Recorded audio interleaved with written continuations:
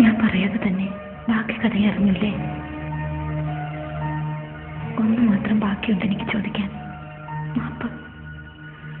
ദ്രോഹിച്ചിട്ടേ ഉള്ളൂ ഞാൻ ബോബിയെ. അന്നും ഇന്നും എന്നും വേദനിപ്പിച്ചിട്ടേ ഉള്ളൂ ഞാൻ ബോബിയെ. അന്നും ഇന്നും എന്നും. പക്ഷെ എനിക്കറിയാം എന്നെ ഇപ്പോഴും ഇഷ്ടമല്ലേ? എന്തൊക്കെ സ്വപ്നങ്ങളാണ് നമ്മൾ ഒന്നിച്ച് നെയ്തത്. എന്നിട്ടും ഒരു നിമിഷത്തിന്റെ ആവേശത്തിൽ ഞാൻ ബോബിയെ വിട്ടിട്ട് പോയി. ഒന്ന് യാത്ര ചോദിക്കാന്ന് മര്യാദ പോലും കാണിക്കാതെ. പക്ഷെ ഇപ്പോഴെനിക്കതൊരു സങ്കടമില്ല.